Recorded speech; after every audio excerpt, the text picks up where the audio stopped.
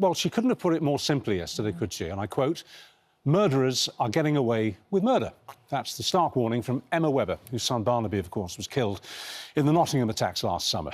The killer, Valdo Calocane, pleaded guilty to manslaughter by diminished responsibility, and he was sentenced to an indefinite hospital order. But after a review into how the Crown Prosecution Service handled the case, the victims' families are calling for an overhaul in the laws around homicide. They want a three-tier system, meaning people with mental illness who kill, like Valdo Calocane, could still be convicted of second-degree murder, which is not a crime currently that exists, does it? Emma, thank you so much for being with us. I know this week has been another tough week, hasn't it? Another one to add to the other tough weeks. But yeah, no, thank you for having me.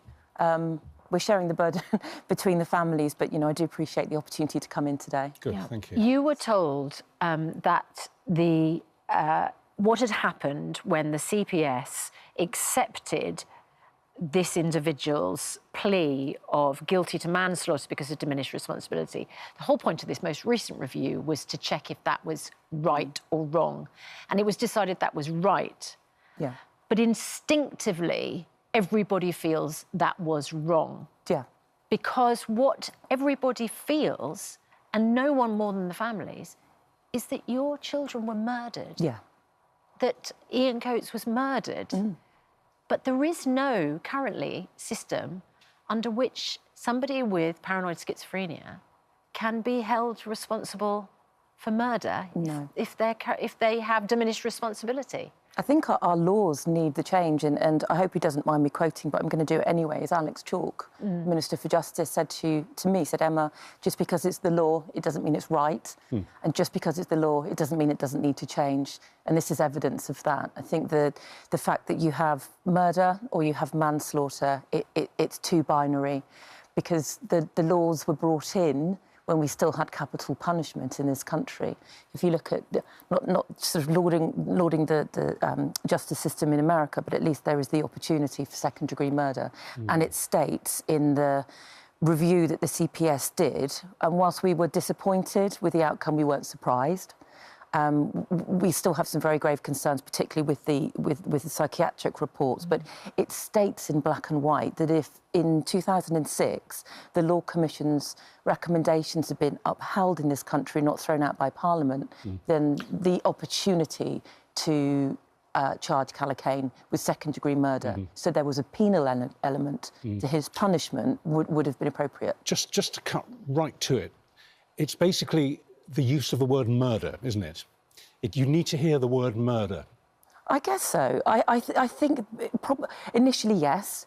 And we were led to believe all summer, all autumn, into the early winter, that it was murder, irrefutable. He's going down. This is by the police. So it came as a real shock when we heard the word manslaughter, because it lessens it somewhat. We never really had the tiering in how it works explained to us.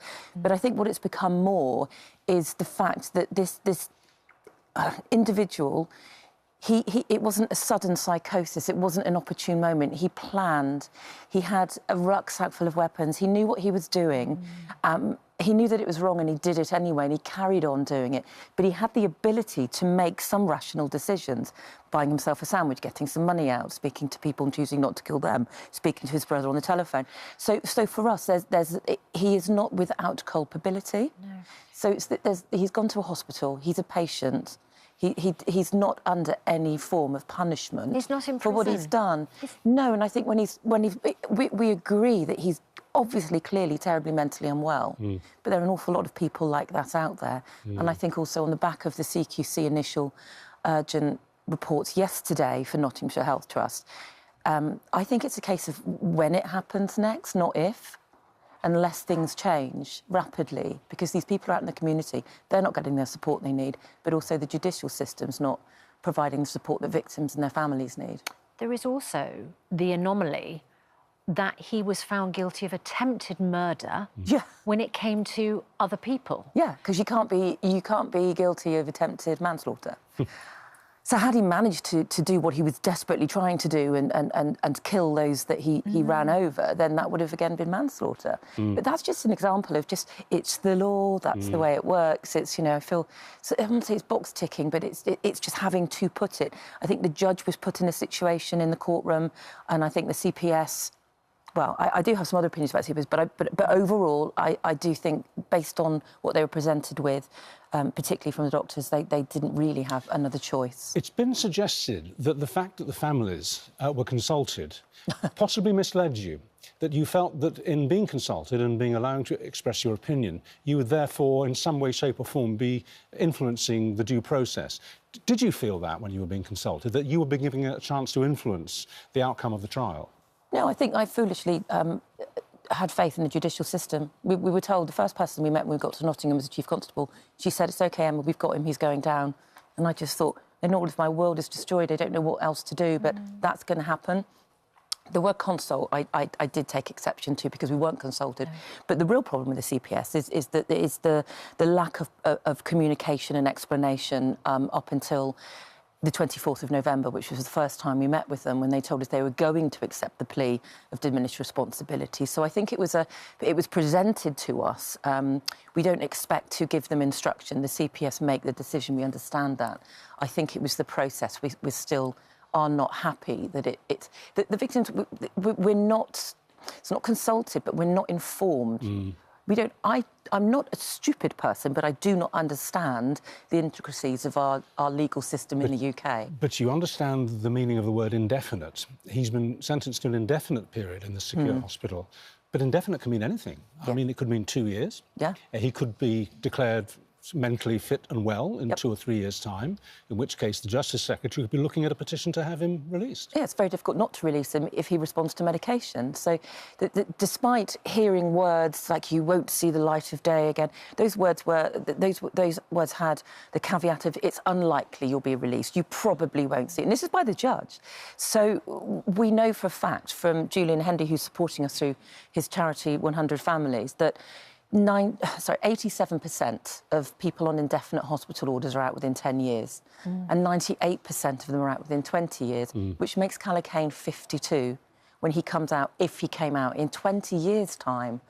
And it's for us, we still haven't heard from the Court of Appeal.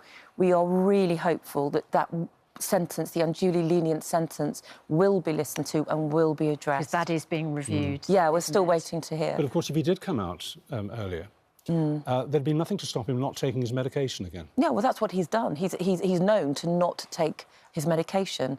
He's stockpiled his medication. We have lots of issues with the police and their investigation, and the fact that they took absolutely no toxicology on him. They didn't even breathalyse him when they stopped him driving in Coates' van. Jeez. But they took full toxicology on Barnaby and Grace. So it's for us, it's abhorrent that could happen and that could be so missed. So there's clearly signs that this individual doesn't comply and doesn't tell the truth. Yeah. And he is mentally unwell. And if he takes medication, yeah, it might help, but he's likely to stop taking it again. All the missed opportunities. Yep. You are showing so much courage and strength and determination, Emma. I know it is draining for you, but you are doing this for Barnaby and for Grace and for Ian, and it's just so impressive. Thank you. And everyone is overwhelmed with love for you. I watched Kate's documentary last night. Yes. Please tell her from me, and I bawled my eyes out, because quite rightly so. And there was a part in it when she was reading all of the wonderful letters and things that she's received, and I think she said she got 3 baskets full. So have we. So I know, and I wanted, because we haven't had an opportunity to respond, there are so many wonderful people out there who have such good hearts and compassion. And I brought this in just to hold, because a lady, I can't remember where she's from, I can't remember her name, she made Charlie, David and I little pebble. And it's a word, it's a phrase that Dave used. Be more like Barney, and his dad used that at his funeral.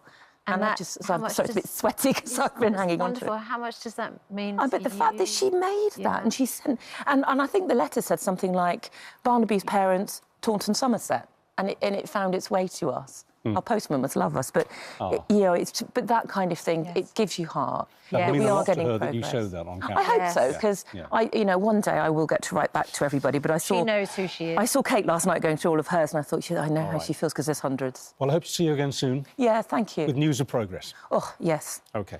Loads of love. Thank you. Thank you. Thanks.